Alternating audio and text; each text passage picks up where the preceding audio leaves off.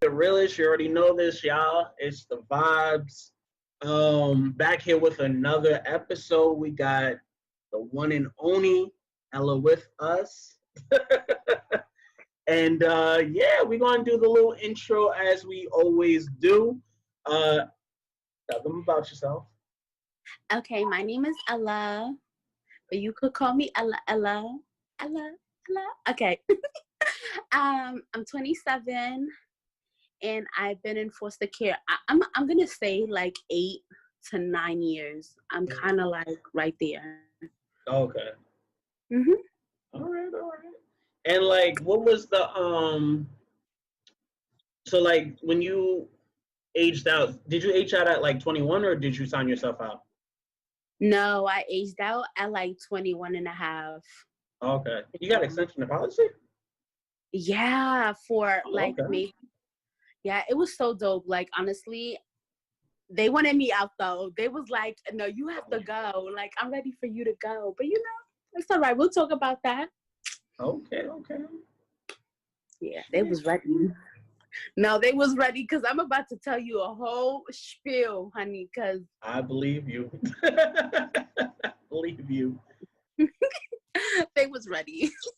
So like, yeah, we gonna get into that. I got my question ready for that one, but I want to know, like, how exactly did you end up like getting into care? Like, what did that look like for you? So my father was very abusive, and I started running away at 8. So then, like, I had like a lot of cops come to my house. So one of them, okay, because I don't want to curse, but one of them was telling my father like, "Oh, like you should get a ward of estate and to cover your butt." That's literally what he told him. They told him? Yeah, they told him. And he did it. And one day I got in trouble.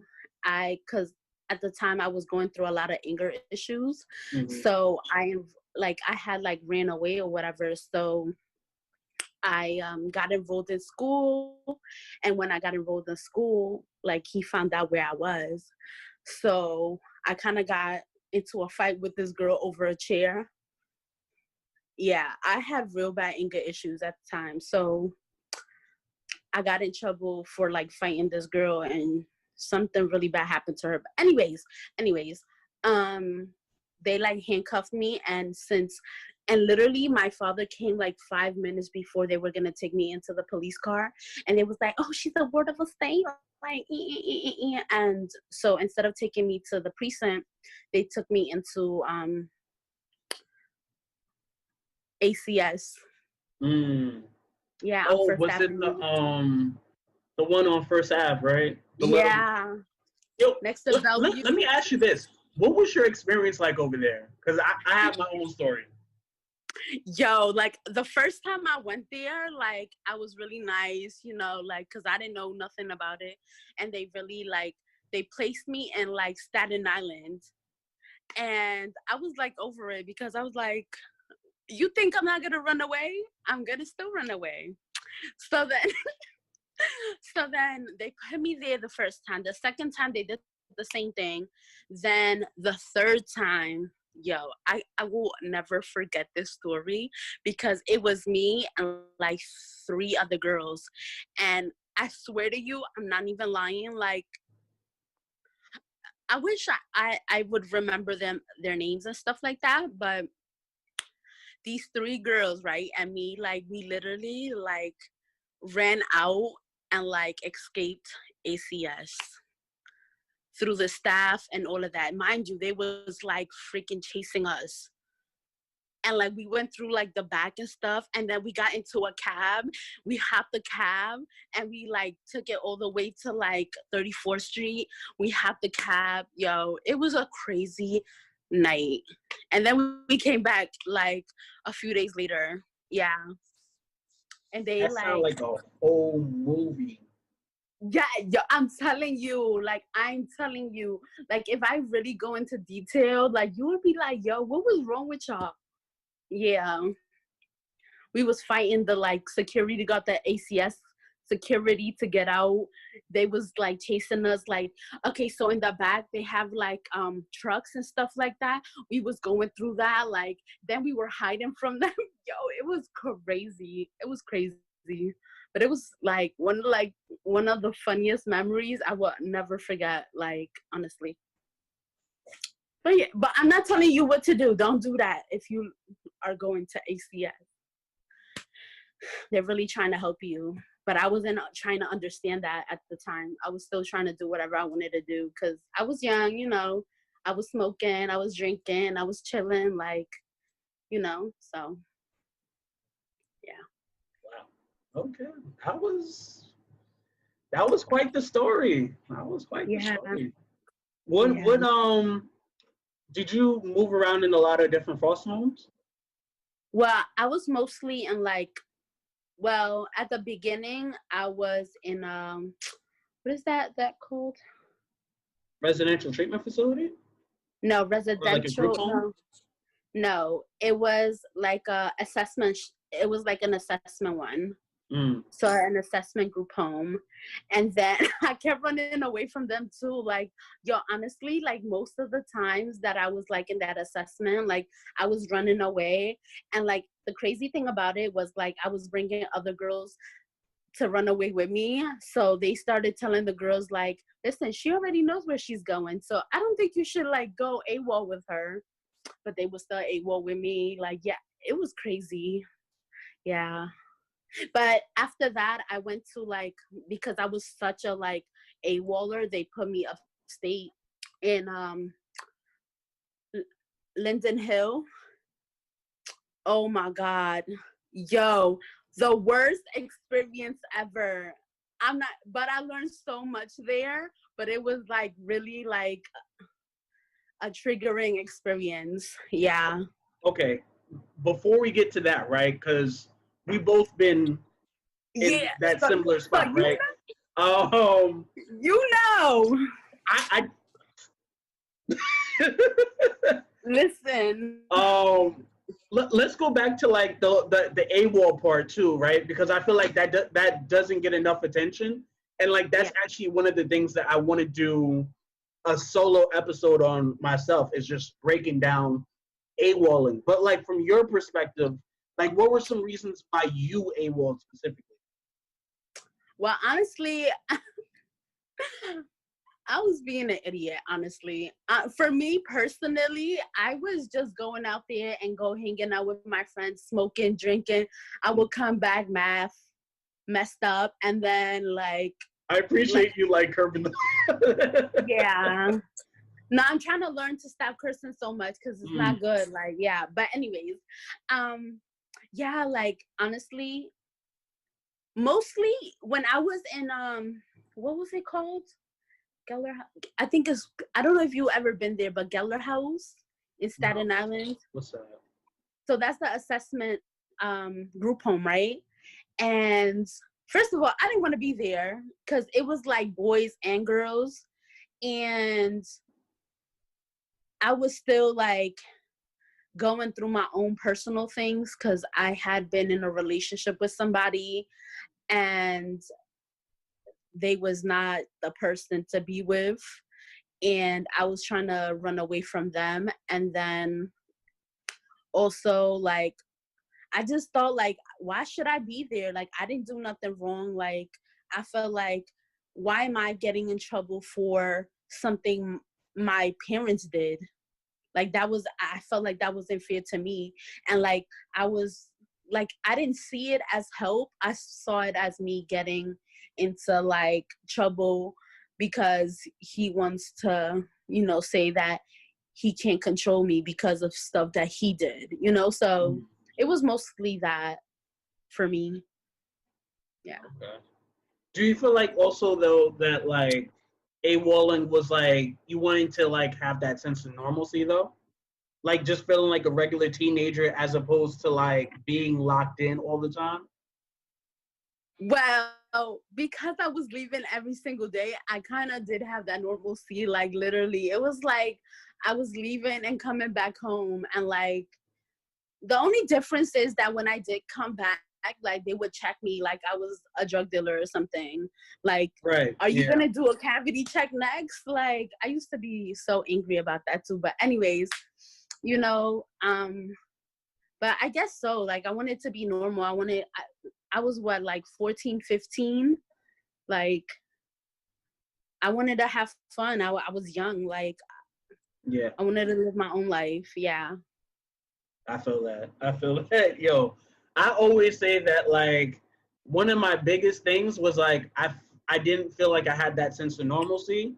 And, Yeah. like, I just, like, being around people that I didn't know who you were, right? And then, like, feeling like Exactly. I was caged in with staff that I don't care about. So, like, it was always, like, an Exactly. unusual experience for me.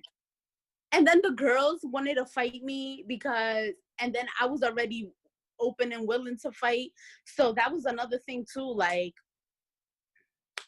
I think I got into like 3 fights in just Geller House alone. No, I think that's the only place that I got into fights, because our hormones were like so raging. Like, we're 14, 15. I think the youngest person was like 8 years old, and I think the oldest was like 16. Yeah, so it was crazy. And then, like, because there was boys there too, so it wasn't like all girls, you Oh, know, so you could, so then they wanted to impress them too. It was just a lot. Like, yeah. I feel that. Yeah. Woo! Let's get into Lennon Hill, because that's Yo. so. Actually, before we get into the story part, though, break down exactly what is Lennon Hill, and like why, like who Okay. goes there? Yeah. So Linda Hill is a restricted treatment facility. That's what RTF stands for. Mm-hmm. Yeah, because there's levels. So it's RTF and there's RTC. So an RTF is a fully locked down facility. It's technically like you're in jail, but for kids. Technically. Yeah, it's not too far. Yo. Mind you, the food was disgusting.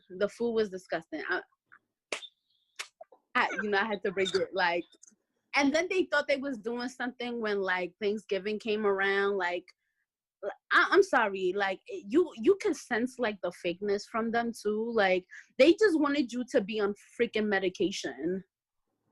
That's all they wanted. Like, if you didn't have a mental situation, you had to have a medical situation. Either one, you had to be on some type of medication. Like, and I remember, like, going there, and like there was people like fiend out, like they was like drooling because they was so stuck on the medication that they was getting. And I'm the type of person who's like, you can't tell me what to do. Like, you can't, but I had a lot of issues there. But anyways, that situation is for like people that are like, for me, it was because I was a chronic AWOLer, so they didn't want me to leave the facility. For other people, it might have been something different, but then RTF is a restricted treatment center, and they have more like freedom, so they could go back home. They can like have like weekend passes. They don't have to get drug tested, because I was drug tested every single time, yo. Then they had me in a drug test. Oh, you remember what's it called? Road to Recovery? Yes. Yeah. Oh my God, Jesus. Speak your truth. Speak your truth. No, Jesus. Jesus knows how much I hated that, because honestly, it was like, you're not helping me. Like, once I leave out of here, I'm still gonna go smoke. I'm just gonna tell you I'm gonna stop smoking right now. Yeah, I ain't gonna smoke no more. Yeah, that was bad. Honey. I don't need that. Listen, I said it all. Once I got a little ounce of freedom, I was smoking again. I was drinking again, because it's not about when somebody else wants you to stop. It's when you're ready to stop, and when you want to stop, and when you want something better for yourself. But anyways, let me stop talking, because I would drag it on. No, I feel that. And I think the major thing that a lot of agency staff have to realize is that being in these sort of environments incentivizes us, the young people, to lie to you. Like we're not trying to stay there any longer than we have to. We don't like the rules. We don't like the protocols. We don't like most of the young people in there, our peers, right? We just want some sense of normalcy, and we're gonna do what we usually will do, and that's not gonna stop. So, Exactly. I don't know. I just remember it was a frustrating experience. I remember like, yo, I just want to get out of here, and yeah, it was a lot. What do you feel like being in Linden Hill specifically? Like, what do you feel was like? Was there anything that you did like? Was there any highlights or gave you the look?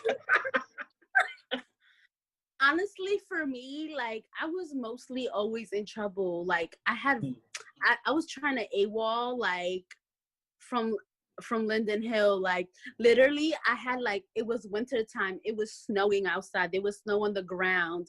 And I had like some little poom poom shorts on, some chancletas. Yo, I promise you, they will forever say that. I had some chancletas on. I had something like this. And like my Hello Kitty shirt that I still have to this day. Like, and like some poom poom shorts and some chancletas. Yo, how the hell I made it to the train station, I don't even know. Wait, you ran there? Yeah, yo, I don't even know how, son. Then I came to the train station.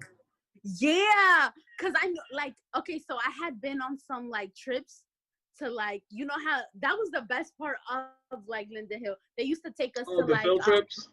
Yeah, to the library. That used to be my favorite because I was like, oh, I'm about to be on Facebook. But you know, so yeah. And then when they used to take us to the mall and to get our nails done, yeah, well, you know, it was different for the girls, but so they used to do that. So I started noticing the route to the train station. Yeah. And then like we would stop like to get something to eat, and like the train station was literally behind where that little like block of like stores was. That was the worst thing they could have done for me, because that was like, oh, okay, now I know how to get there. So I got there, and you know what these people did to me? They called the police. They called the police. So then I started seeing the police, and then I started walking to Pleasantville, trying to walk to Pleasantville. Yo, midway there, I promise you, they was like, no, the sheriff came, and that was the worst. Because they was trying to like get me to like go inside the car. So I had the sheriff and like 3 other cops, and then they didn't grab my feet. So like I was trying to like put my feet between the car door and the other little thing, and I was not trying to go inside the car because I was like, oh no, they're about to bring me back. They're about to bring me back, and I was about to get in a lot of trouble. So, but then they took me to the hospital. They took me to the hospital. Yeah. Anyways, It was crazy. No, yeah. I know. Just to give it a little bit of context too, like what's the day in the life at a RTF? You know, like at Linden Hill. Like what does the usual day look like for some people who might not know what it.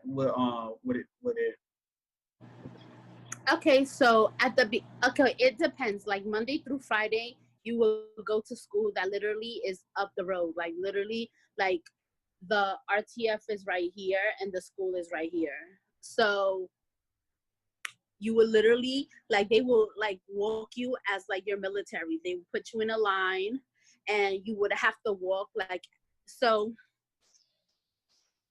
Okay, so there was 2 sides. One was the boy side, and then one is the girl side. And it was like, hold on, it was, excuse me, it was 1, 2, 3. So we were 5. I don't know if it was called Cottage 5, and then it was Cottage 3 and Cottage 4. And then cottage 5, well, all of the cottages would have to like line in a single file and then walk to the school. And then after school, you would like get a little snack and like you would have to do your homework. And then you have like 2 hours or 3 hours of like watching TV or doing a like recreational like whatever. And then they would have dinner and then you would get ready for bed. Mm-hmm. And then that's it. That was life. Yeah. Talk a little bit about the levels. Yo, oh my God. I'll say for me, right? Mm-hmm. I'll just let it be known. Like for me, nothing aggravates me more than knowing that your life, literally your life, is like posted on a wall, and like you have to abide by this, right? They have the schedule, and they have the levels, right? And the levels determine how many privileges you can get, right? Mm-hmm. Time. So break all that down and just like let people know like what exactly levels look like. So level 1 was like you couldn't do nothing, like you had to stay inside. Level 2, like I think it was the same thing. Like level 3 was probably like the same thing. Now 4, you would get a little bit more privileges, like you would be able to go to like the library or like local stuff, right? And then if you was level 5, you could go on all the like trips, and you could like go to like for a weekend pass to somewhere where they know that you are.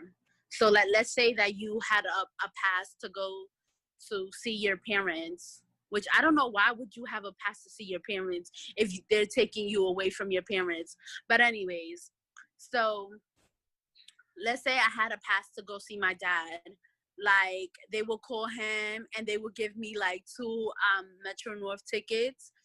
Mm-hmm. And oh yeah, but before that they will like train you how to like go on the train, like the Metro North, and like, you know, which is very useful like for people that don't know about like the public system. Yeah. But when you're from New York, that's like is kind of embedded in you, because like you grew up like in New York City Transit, you know what I mean? Yeah. But for like somebody that did live in like Westchester and Long Island and got moved there, they wouldn't know how to like actually get on the train because they're not used to that, right? So I think that was very helpful. But other than that, like I was at the beginning, like the first year that I was there, I was always on level 1. and then after I started like getting, I think I started getting smart or I started adapting, because I was like, okay, so if I do this, they're going to give me more privileges, and then I'm going to be able to do whatever the hell I want and still pretend like, you know, I got it, you know? So I started doing that, and then I started running away when I would get those passes. I did. Like, it was crazy because a week before my 18th birthday, I was like, you know what? Forget this. And I went to go get my tongue pierced, right? And no, I think that was on my 18th birthday. I went to go get my tongue pierced. I remember when you got that tongue piercing too. Yeah.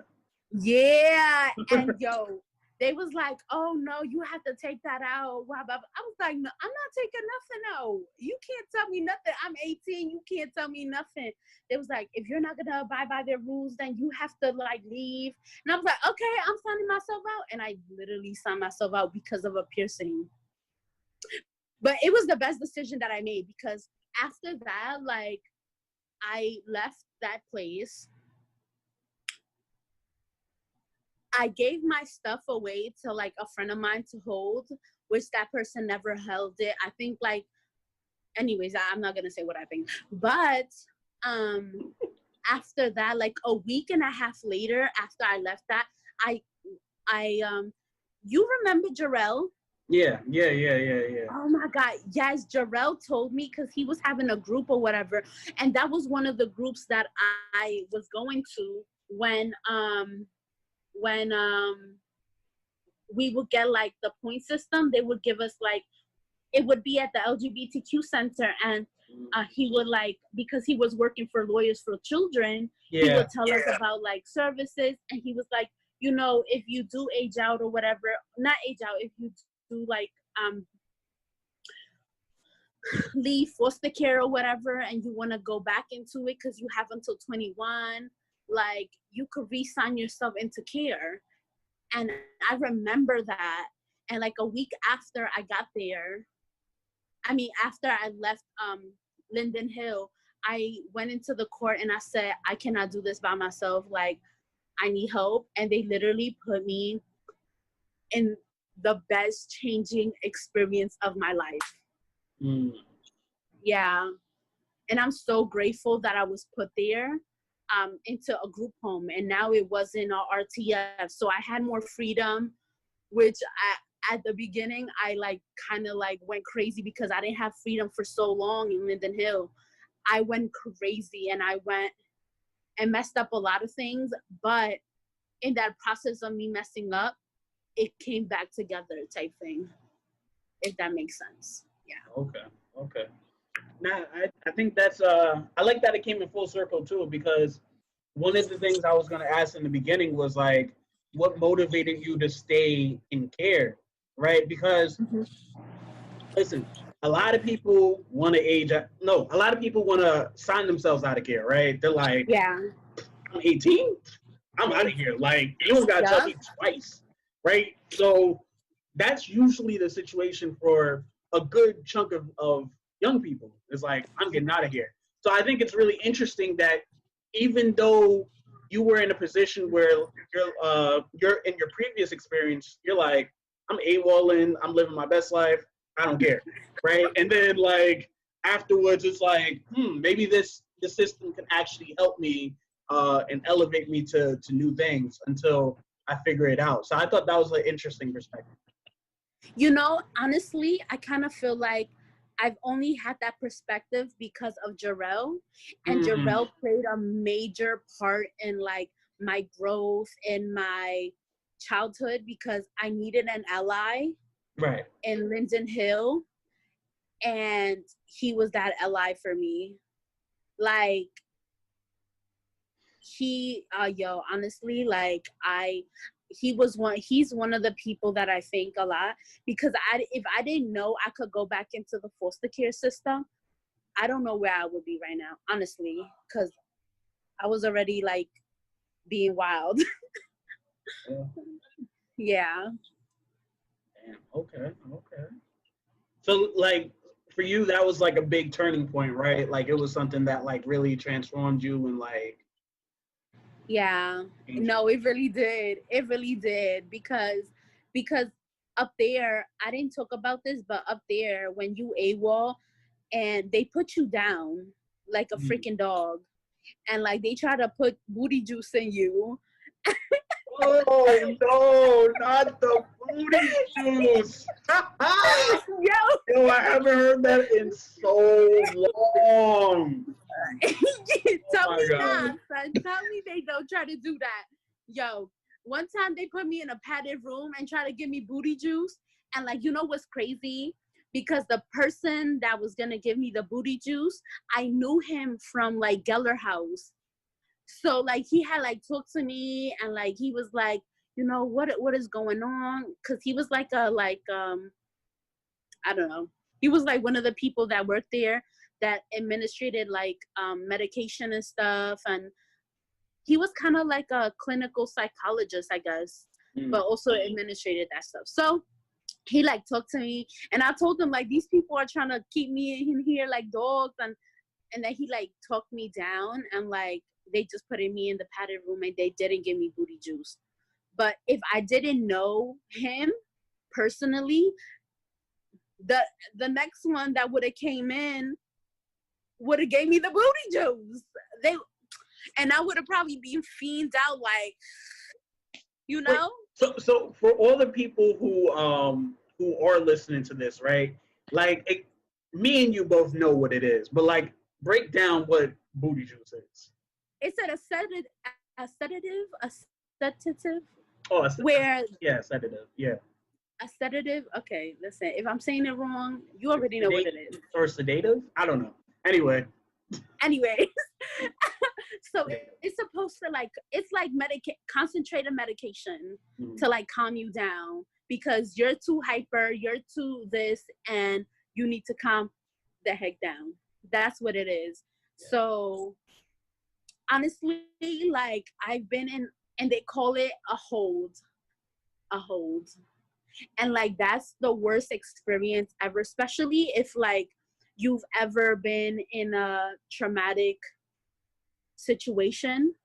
That would just trigger it more. And like, honestly, it was like the horriblest thing in my life, honestly. And that's another reason why I wanted to run away more, because how the hell are you putting me down like I'm an animal and I couldn't breathe? Like, yo, it was like how they do chokeholds, like the police do chokeholds. Yeah, like it was so horrible. I couldn't breathe. Like, and it was like, calm down. How am I supposed to calm down if I can't breathe? You know, it was a really horrible experience, but I'm sorry. Yeah. Go through that. Yeah, I feel you on that too, because I like what you said too about how it might re-trigger certain things, because I know for me, I experienced some terrible physical abuse when I was younger.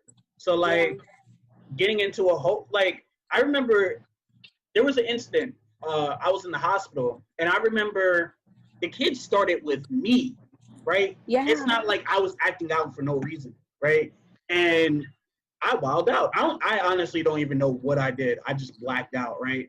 And I just remember the kid was on the floor, and they're like cold. I think it was cold blue, or cold white, one of the two.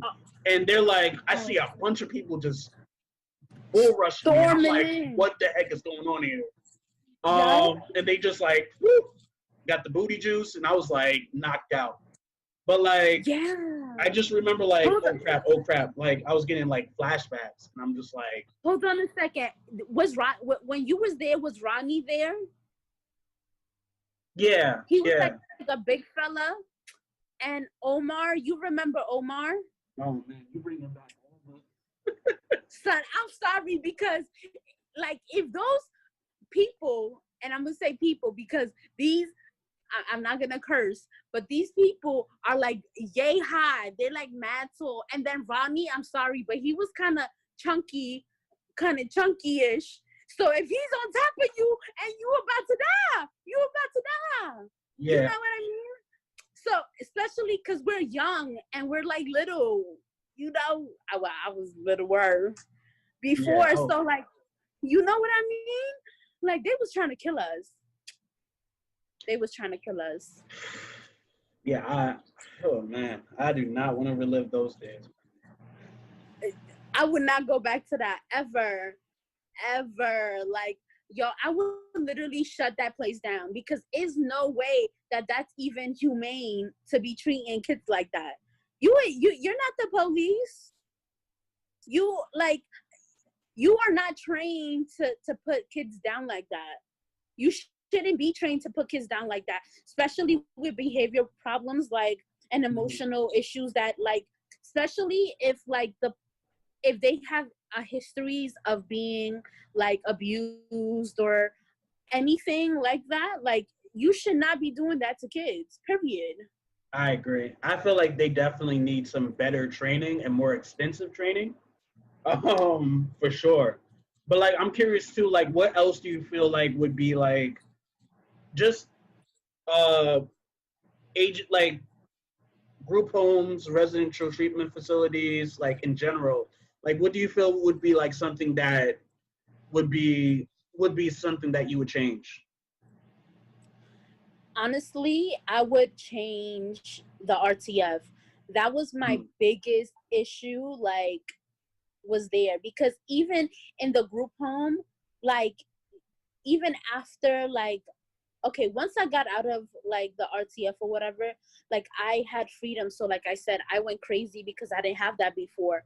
So, but even though that was happening and I was doing my own thing, there was 3 people in that group home that showed me love. Wow. And because of those people, like, honestly, because of those 3 women, like, honestly, like, that changed the course of my life. I graduated. Granted, not when they wanted me to, but at least I graduated, you know? It was just different.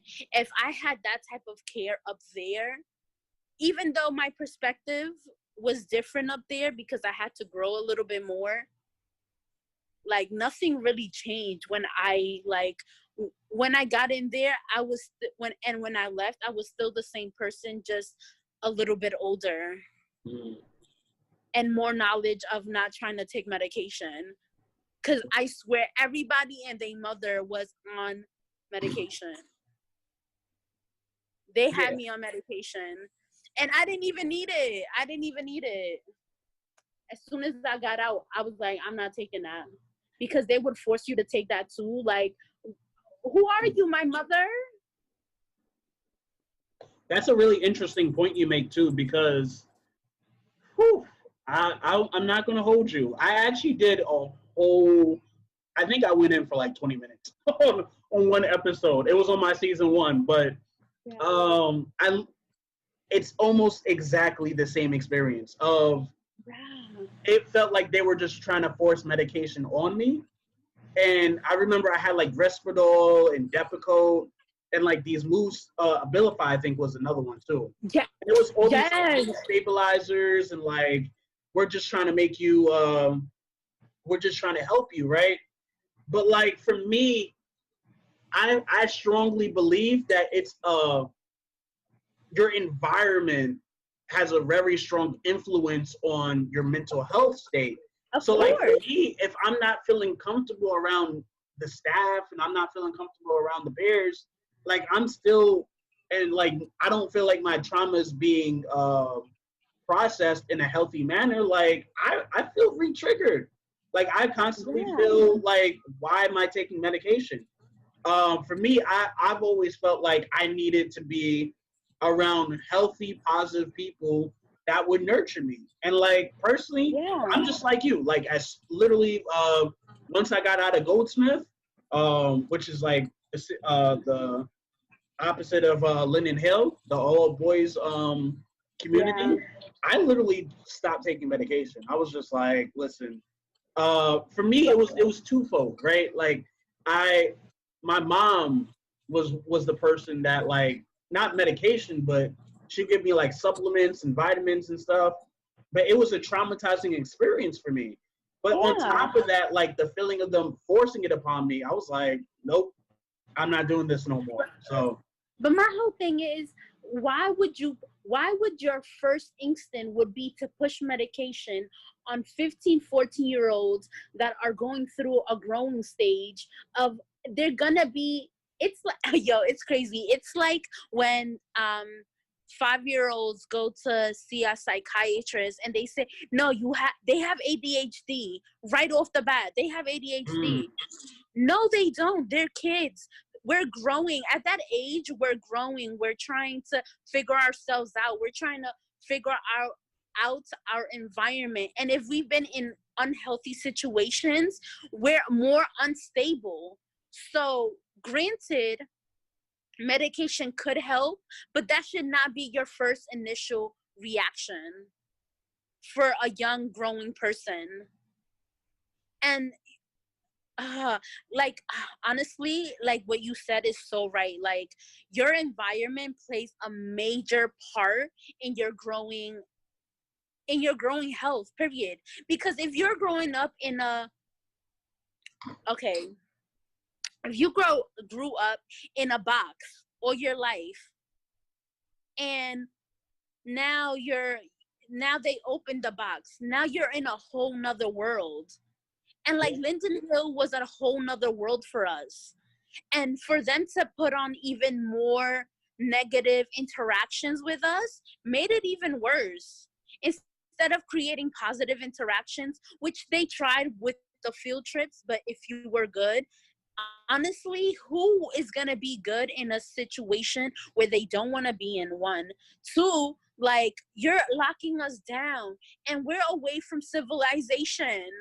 Literally. Where you literally, like, when you go outside, all you see is grass and like trees and shit. Like, oh, sorry, excuse my language, trees and stuff. And you know, like, it's like a whole new world to us. It's like you putting a fish out of water and expecting it to survive. It can't. You have to like make sure that it's getting its nutrients, it's getting its water to survive. If you want that fish to survive outside of water, you have to constantly put water on it, constantly make sure that it's getting its nutrients to survive in a natural, organic way. But anyways, yeah. 100%. 100%. Yeah. I want to switch gears a little bit and talk about your experience at Represent Magazine. Oh my gosh. Oh my goodness. Represent Magazine was the bomb, honestly. My biggest regret with that is leaving so soon and not fully establishing connections with the editors there. And it wasn't on them, it was more on me. That's my only biggest regret, honestly, because they were so wonderful to me. Like, they showed me something about myself that I didn't know.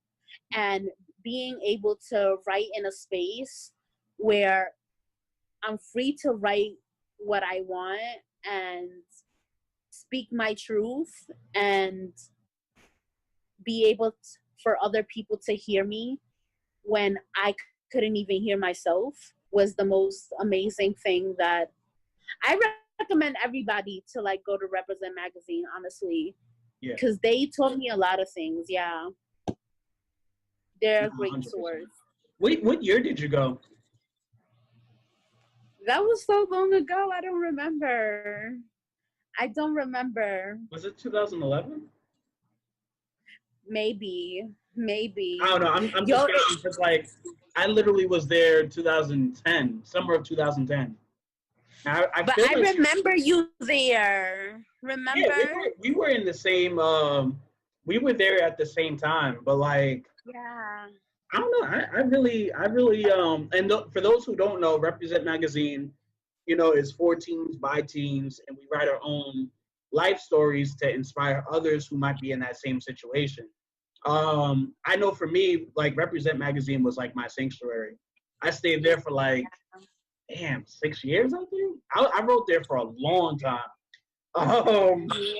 And I know for me, like, just having people who had similar experiences as myself, like that just made me feel more comfortable. Yeah, honestly, like I loved going to Represent Magazine. Like, that was one of the trips that I would go on because I was on level 5. Because, like I said, I was trying to get like where I could like have some freedom.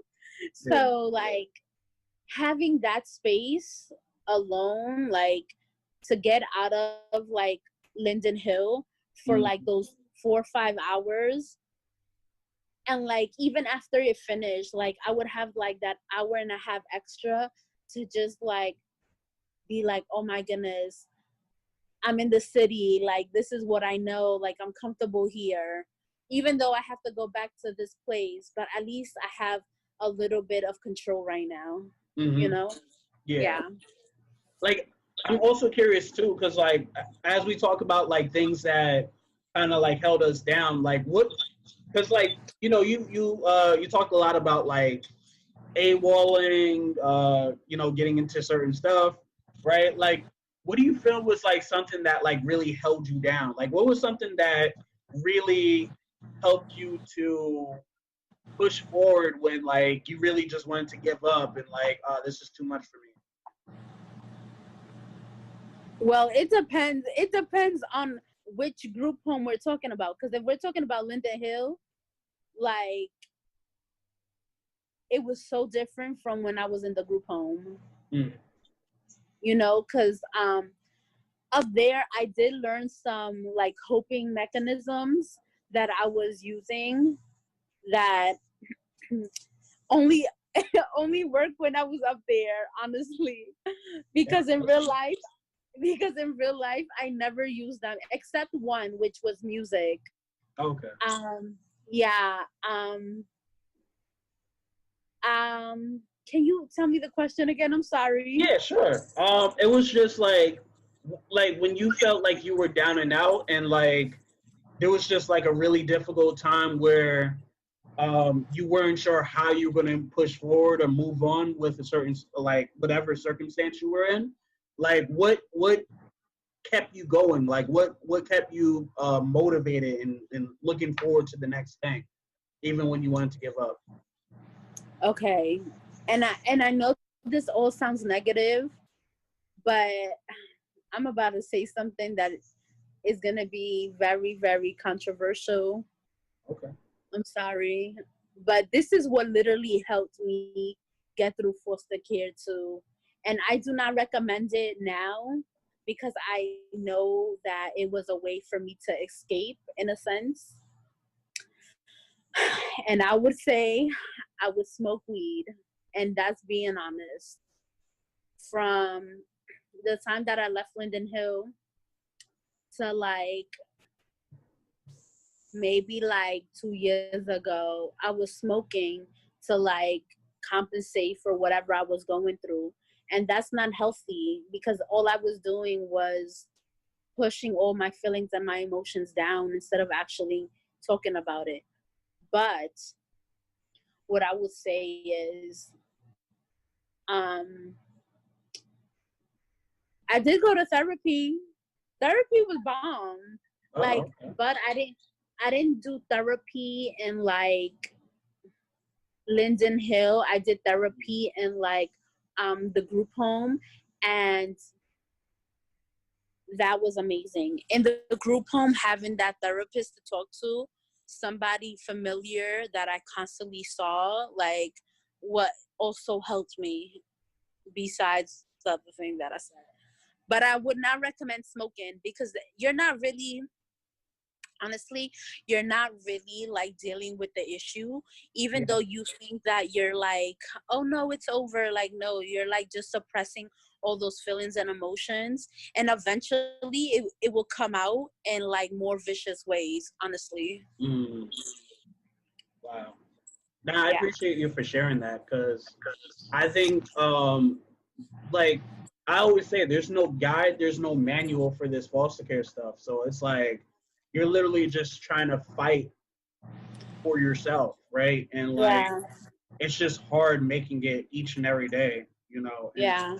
I don't feel like people give themselves enough credit sometimes, right? Yeah. Like you're extremely strong for even having to go through all that. So But honestly, I feel like my biggest, like, I was only feeling like that in like Linden Hill because once I got to like an actual group home, mm, it was different. Like, even though I was still smoking, I was still doing my own thing. It was different. Like, I didn't feel that negative like energy. Like mm, at Linden Hill, like, I don't know, it felt really cold up there. Like, it's cold, not like literally, oh my god, it's cold. No, like the energy there is cold. Like, and yes, there are some like staff that are nice and friendly, but not all of them were. And at that time when you're going through like those changes, you need those people around you that, excuse me, that are like, that have good energy, that, you know, they want to see you strive, they want to see you get out of there, they don't want to see you there, you know, like. And I had that once I got into a no, foster care. Foster care, yeah. okay, okay. Yeah.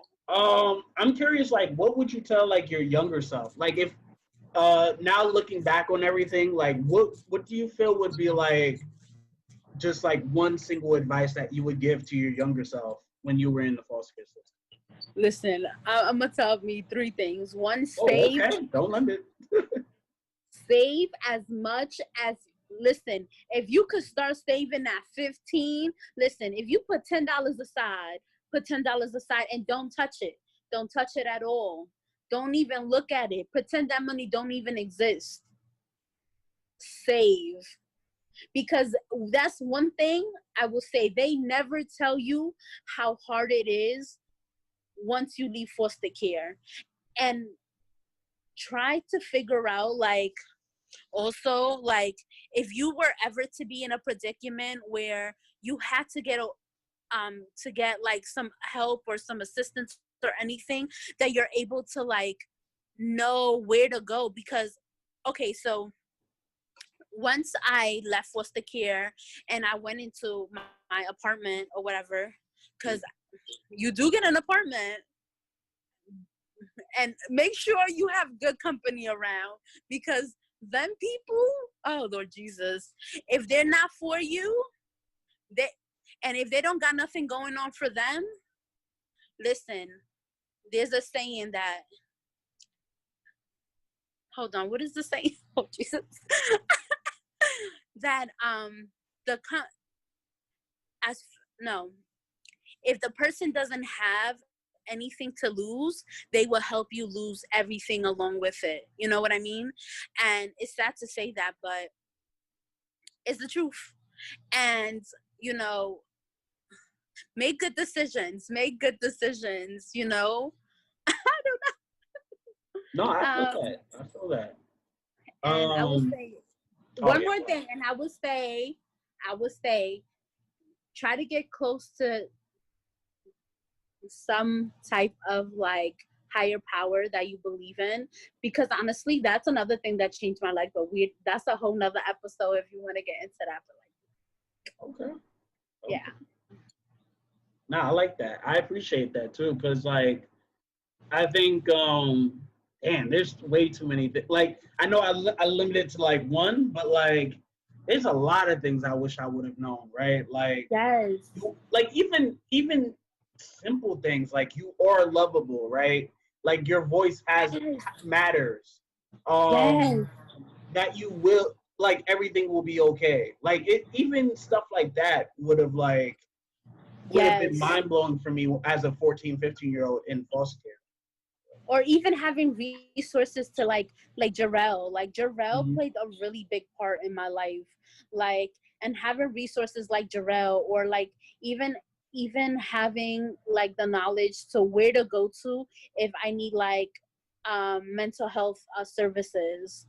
You know what I mean? Because for a long time, I didn't wanna go to therapy.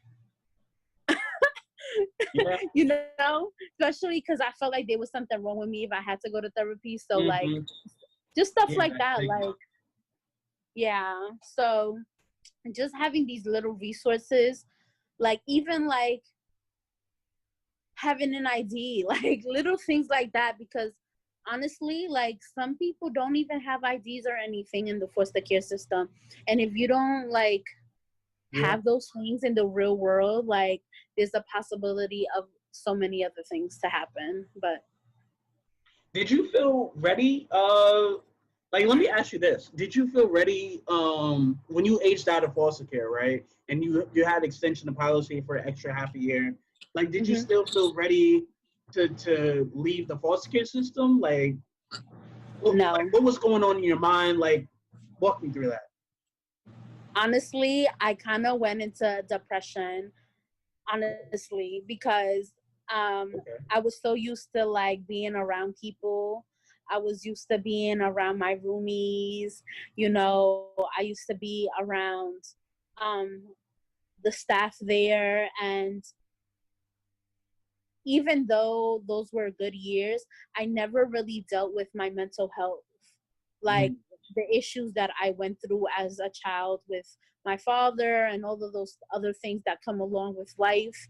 And then putting myself in a place well, they put me in a New York 3, so it's supportive housing, but I didn't know them people, and I didn't feel comfortable, like, even reaching out to them or anything like that. And then with my therapist, which was really sad, I realized that after foster care, they're not obligated to speak to you. So they don't, you know? So that was harsh for me because I had gotten really attached to my therapist. And like, cause we were doing therapy for like 5 years. Like, Wow. like it was, yeah, it was the same therapist for like 5 years. And then once I got out, I didn't have nobody. Like, I felt like I didn't have my family, obviously. And then the foster care kids that I was with there, they had their own lives too, and they were still in foster care. So they was living their best lives, you know. And then I was stuck by myself in this apartment. These new feelings that I have, and now I don't know what to do because I can't speak to my therapist because she's not obligated to speak to me. And now I'm here. So, Okay. but you know, honestly, those were growing. Growing pains. Yeah, yeah, technically. And you know, then yeah, then you learn, you live, you learn, and you keep going. You know, so. Yeah, I think one of the hardest parts too, and I feel like you were really like hinting towards this, is like the fact that there's so many people that come in and out of our lives as foster youth, and like let's say there's someone that you get really emotionally attached to, and you're like, wow, this person's great, and like I really vibe with them, and then they just like leave or they don't disappear. yeah, Yeah, it's like, and then you're supposed to like, well, damn, like I thought we was cool, like right. That's how I felt. Like, damn, like, you know, like, damn, why you gotta do me like that? You didn't have to do me like that, you know. But you know, you live and you learn, and you know, you love them regardless because they were a part of your growth, anyways. You know, so. Is there do you have any like words of wisdom, any like final thoughts that you have? Save all your money, save Yo, all she your is coins. all about the saving money part. I love this. No, for real, because yo, honestly, like I wasn't working, but I was going to school, and like my rent was really cheap. Okay. But there was a time where I could not pay the bills because honestly, like I was going to school, and then like I said, I was going through like whatever I was going through because of like foster care, leaving foster care or whatever. And then honestly, like I cannot pay the bills. So like my whole thing is save as much as you can. Save. If you can leave out of foster care with $10,000 saved, listen, you could do it. You could freaking do it. You could do it. Okay, maybe not 10,000, but like five. Yeah, a good amount though. Yeah. Yes. Just in case for a rainy day, you never know what might happen. Honestly, like I was in a relationship with somebody and I let them speak into my ear, and I moved to Missouri. Yes, I moved to Missouri and lost everything, my housing and everything. So yes. So if you know, if I would have saved that money before I left foster care, one, I would have been sad because I would have been like, okay, bye. Like, you know what I mean? Like, but I'm telling you, like, save all you can. Like, if that's my number one rule, save. And I will say it again, save some more. And if you could save some more, save some more. Okay, I'm done. I know that's right. Yo, that's literally all I've been doing during this pandemic is like saving. Like Yeah. I might not have my 10K yet, but You feel Listen, me? but it's getting there, I'm right? getting up there. You feel me? And that's all that matters. Like, it doesn't matter where you at, as long as you trying to reach that goal. Mm-hmm. Listen, more kudos to you. Okay. For real, shoot. I've been saving too, because I'm like, listen, this is a real rainy season right now, but you know, for the grace of God, thank you, Lord, that I'm still working, and you know, I'm saving all my coins. So I would suggest everybody save their coins. Save your coins, especially if you're forced to care. Because listen, you're not paying nothing but your phone bill. You're more than capable of saving $25 every time you get some money. Wow. $25, that's nothing. Literally nothing. That's a quarter. Don't save a quarter though. Save $25. Yeah, I don't know who's listening to this right now, but someone needs to hear this. You know what I'm saying? Someone needs to hear this. So listen to Ella. You know what I'm saying? Hey. and speaking of, like, do you feel comfortable sharing like what you're doing right now? Like, what's your current life situation and like how you been? I'm good. I'm chilling. You know, I'm working. Okay, where you work at? I do security for Allied. Okay. But I'm trying, like, once this pandemic is over, I'm trying to see if I could get like some more like certificates or something, so I could get some more money, some more something. Cause honey, this is. I'm glad. I'm grateful, because God knows that like there's a lot of people not working right now. So I'm grateful. But I realized in this pandemic that I want to like do more than what I'm doing now. Like, so, but I was supposed to be doing school. Okay. But I'm not a learner that like learns online. Right. So I'm waiting for for school to open. I don't know if it's gonna be this year though. So maybe next year. Right. Maybe next year. God willing, you know. But yeah. Okay. And is there any kind of work if people want to like reach out to you, chop it up with you? Is there any social media you feel comfortable sharing with them? Yes. So my Instagram is Ella ELA_AH_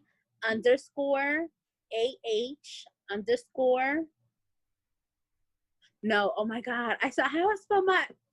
It's not that. Cross that out. Cross that out. I'm about to go to your IG right now. It's Ella ELA_BELL_AH.